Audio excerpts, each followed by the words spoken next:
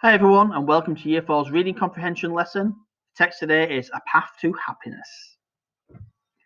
So, a path to happiness. So, a few things to consider to start off with. Why do people go out for walks? Pause now and think about your answer. So, for me, I go out for a bit of fresh air to clear my head or to wake myself up, especially if it's early in the morning. I think it's good to help me think, alongside spending a bit of time with my dog Jasper, who loves a good sniff on his daily walks. They're also good exercise and a good way of seeing new places. I do like walking to different places. It's a bit hard to do at the moment, but I do like having a different walk somewhere just to see what's around, really, especially in woodland areas or sometimes in man-made areas around us, because it can be, to be honest, quite interesting if you just have a look around and see what's there. Another question for you. How can walking make you happy? Pause now and think about the answer to that question.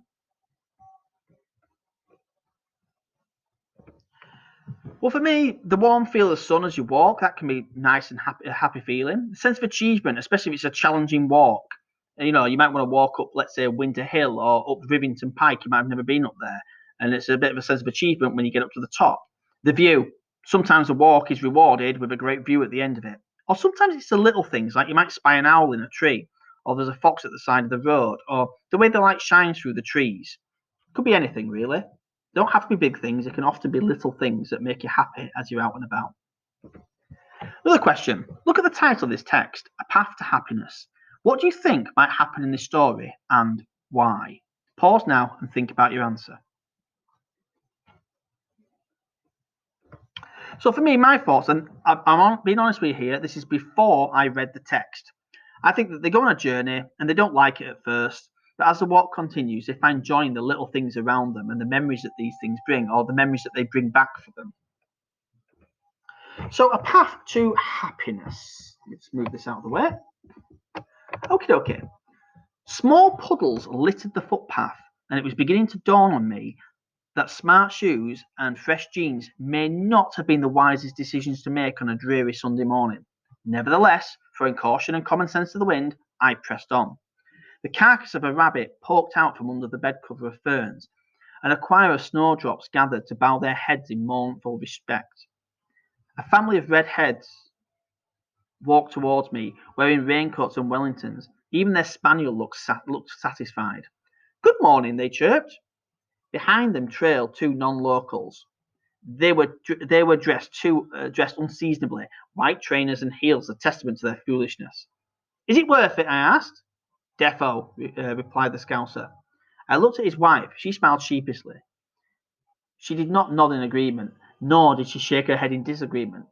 But her eyes and mud-splattered dress told me that she did not quite agree. As they passed by, it began to drizzle. A dreary day was about to become even drearier. But I smiled, for I knew that as I walked down this muddy path, a fond memory was already beginning to form. So, a bit of vocabulary for you guys today. Puddle, littered, fresh, decisions, dreary, caution, carcass, mournful, satisfied, chirped, unseasonably, testament, scouser, and sheepishly. Pause now and think about what these words mean. So, a puddle is a shallow water on the ground. Littered, it's scattered around. Fresh is newly gathered. Decisions is making a choice. Dreary is dull and boring. Caution is taking care. Carcass is remains of a dead animal. Mournful is regretting or showing sadness and sorrow. Satisfied means quite pleased with things. Chirped means you add a comment. Unseasonably, it's not right for the time of year. That's like going out in the snow and driving wind in your shorts and t-shirt. Testament means a result of. Scouser is a slang word for a person from Liverpool or the Liverpool area, and sheepishly means being slightly embarrassed when you do something. So the gist, pause now and think about what this text is actually about.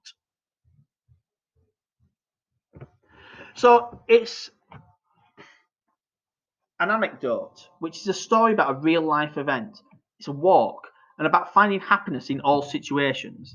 He starts forming a fond memory, a happy memory, in his head. So he's finding happiness that way, despite the fact it's utterly dreary and dreadful weather. Okay? It's a bit like going for a walk and it's muddy and it's wet and it's raining, but something funny happens along the way and you think back to it and you smile. It's those kind of things. A short story, and anecdote about a real life event that brings a little bit of happiness and joy to you.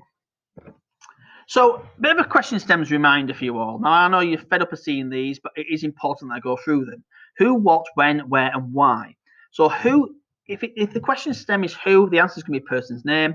If it's what, it will be an object, a thing, or an event. If it's when, it will be a time reference. If it's where, it will be a location or place. Why, it will require some kind of explanation. Who, what, when, and where can be all literal questions where the answer is literally in the text. All you've got to do is find it. Why is usually inference and deduction because you have to explain yourself a bit more fully. So remember to use those keywords. So scan through the text until you find the word, then read the sentences to contextualize it. And then make sure that you're actually answering the question that the question stem's asking for. So L, literal questions, the answer's in the text. Just scan it, find it, and write it down.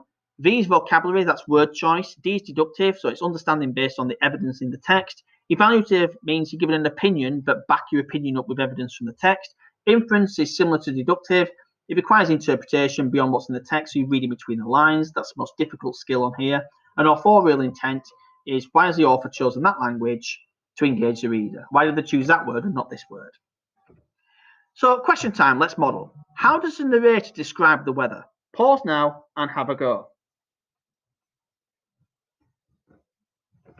So, wet, that's puddles, dreary, dull, drizzle, fine, raining.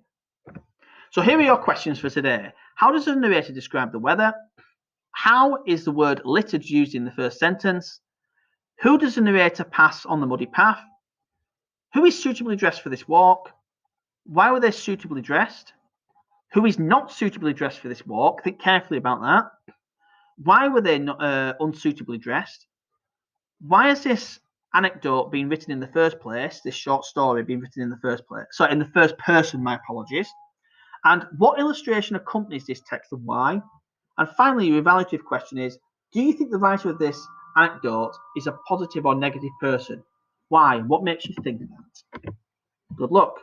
See you later. Bye-bye.